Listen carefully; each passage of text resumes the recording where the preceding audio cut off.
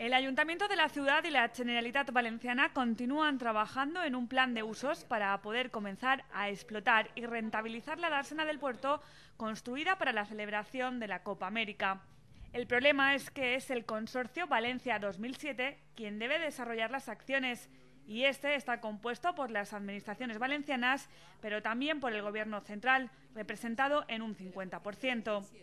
Este miércoles la alcaldesa de Valencia, Rita Barberá, y el vicepresidente Gerardo Camps han denunciado que el Ejecutivo no quiere hablar de la dársena, por lo que esta zona de la ciudad está totalmente paralizada.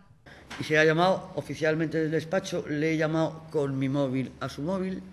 En definitiva, no he conseguido la reunión. Que el Gobierno no quiere sentarse con la Generalitat y con el Ayuntamiento para hablar de la dársena. Tiene una semejanza brutal con el Cabañal. Paralización. En el caso este, simplemente con no aparecer, no hace falta que tenga una orden, pero no se pone ni al teléfono, ya me contará. Tanto Barberá como Camps han criticado que el Gobierno solo se ponga en contacto con ellos para cobrar la parte que les corresponde del préstamo concedido por el ICO. Un préstamo que debe sufragarse con el dinero de la explotación de esta infraestructura. Y la devolución del préstamo ICO, que claramente se tiene que atender mediante los retornos económicos de la explotación de la marina y, si no son suficientes, presupuestos generales del Estado.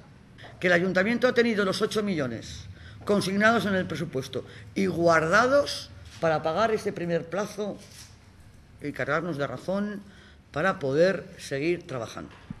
Después de que a los 8 meses largos el Gobierno haya evidenciado que no se quiere sentar con nosotros para hablar de la dársena, yo en este momento ese dinero, que no hay cantidad, lo voy a destinar a otras necesidades de la ciudad de Valencia.